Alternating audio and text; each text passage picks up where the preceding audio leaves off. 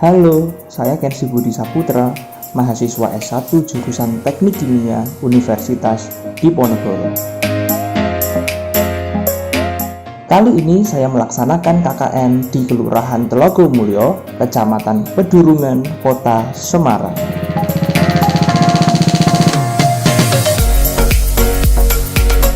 Lokasi pertama adalah di RW 9, Kelurahan Telogomulyo.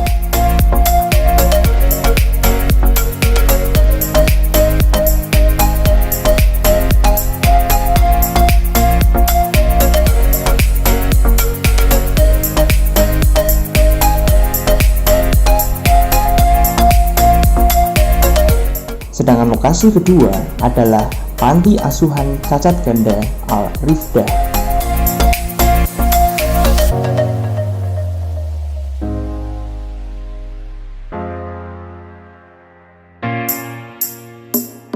Pada minggu pertama dilakukan koordinasi terkait lokasi dan mitra KKN.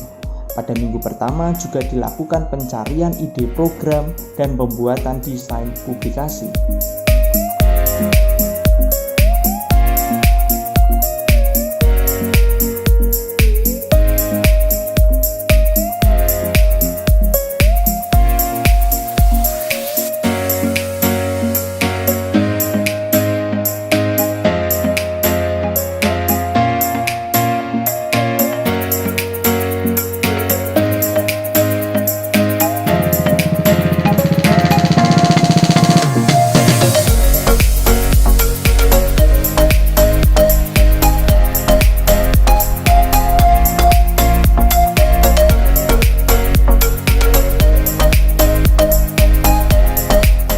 Program pertama yang saya lakukan adalah pelatihan pembuatan hand sanitizer berstandar WHO dan berbahan alami. Pada minggu kedua dilakukan persiapan untuk pelaksanaan program pertama seperti membaca literatur dan pembelian bahan baku.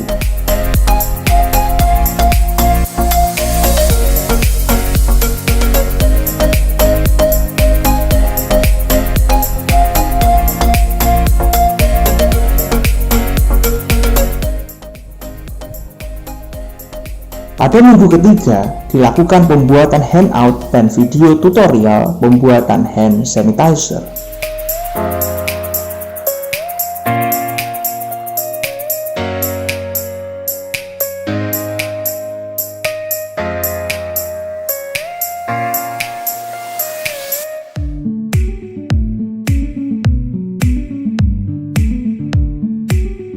Hai, perkenalkan, nama saya Kensi.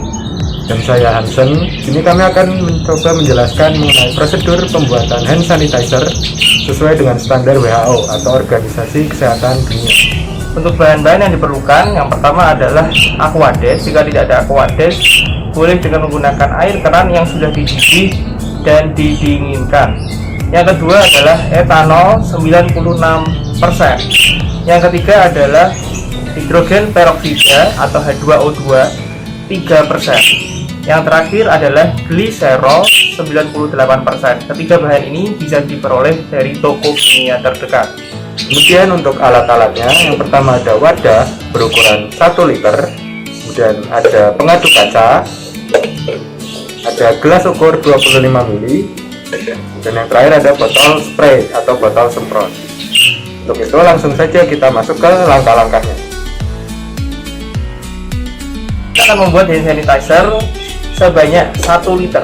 Yang pertama kita lakukan adalah menuang etanol 96% sebanyak 833,3 ml ke dalam wadah yang sudah ada.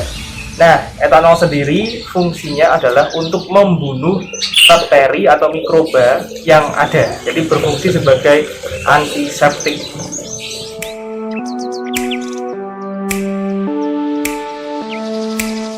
Yang kedua adalah hidrogen peroksida. Hidrogen peroksida 3% sebanyak 41,7 ml. Fungsi dari hidrogen peroksida adalah membantu membunuh spora-spora yang belum atau tidak dapat dibunuh oleh etanol. Jadi fungsinya sama sebagai antiseptik.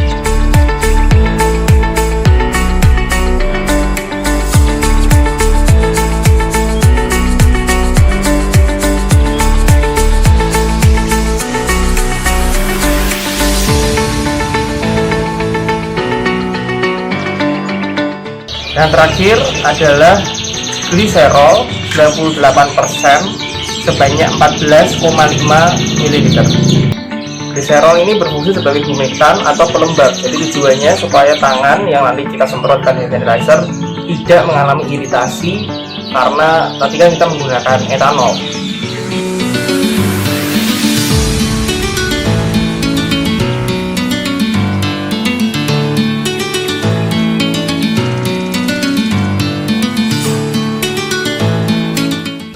Dan yang terakhir kita masukkan air sampai tanda 1000 ml atau 1 liter.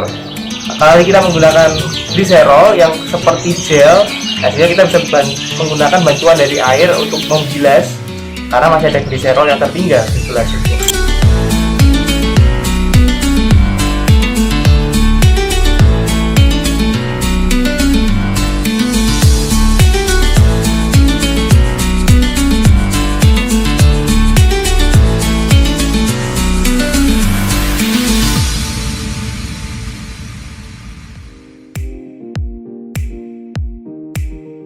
Kita aduk dan kita bisa tuangkan langsung ke dalam botol spray.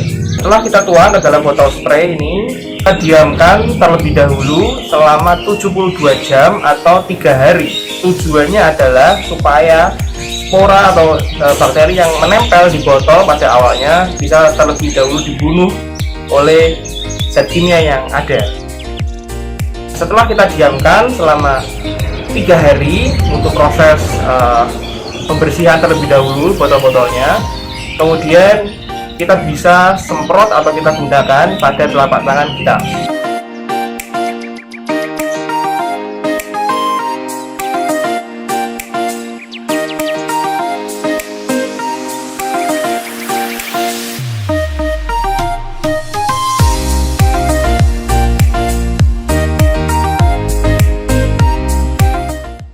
Pada minggu ketiga, saya juga melakukan kunjungan ke mitra KKN, mendistribusikan bahan baku dan melaksanakan pelatihan pembuatan hand sanitizer ke warga RW 9 dan staf Panti Asuhan Cacat Ganda Al-Rifdah.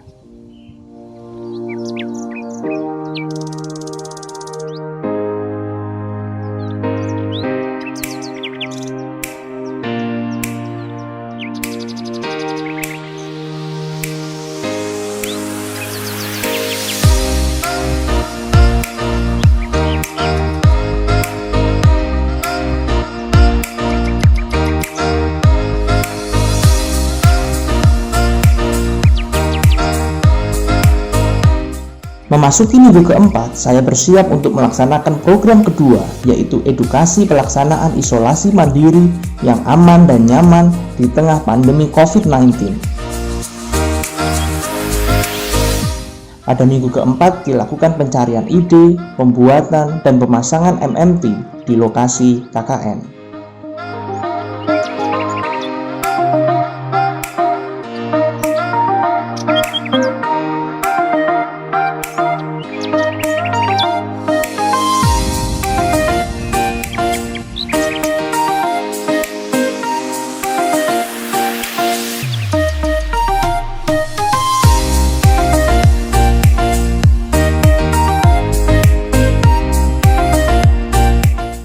Selain itu, pada minggu keempat juga dilaksanakan program ketiga, yaitu pemberian, sosialisasi penggunaan, dan pemasangan lampu tenaga surya di Panti Asuhan Cacat Ganda Al-Rifdah.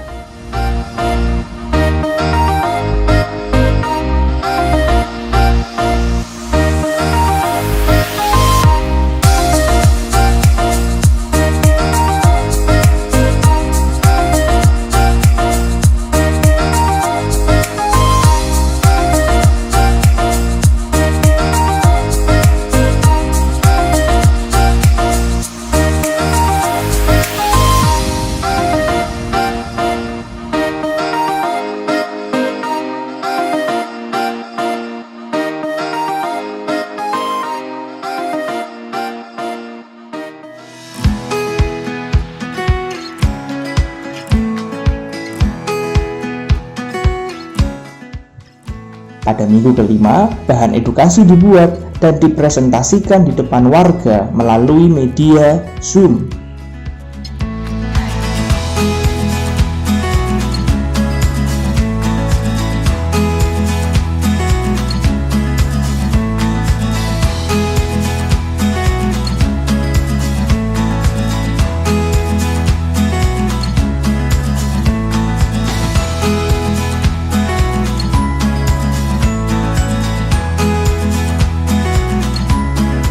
Protokol isolasi mandiri. Yang pertama adalah tetap di rumah atau stay at home. Tujuannya adalah untuk menjaga kesehatan orang-orang sekitar.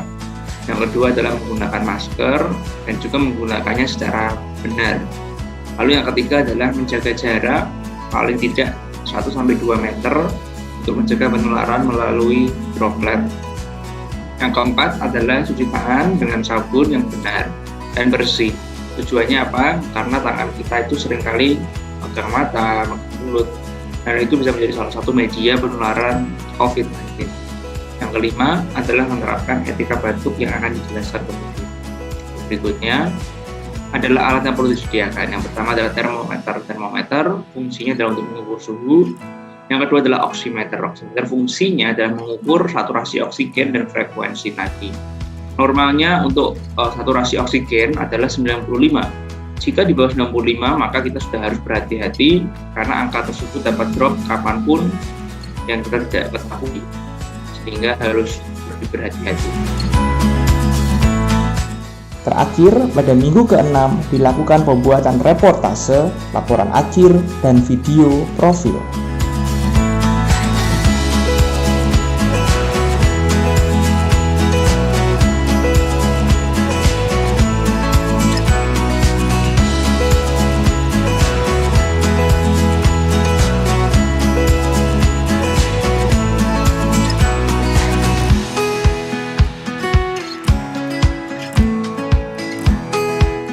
Sekian video dari saya, terima kasih.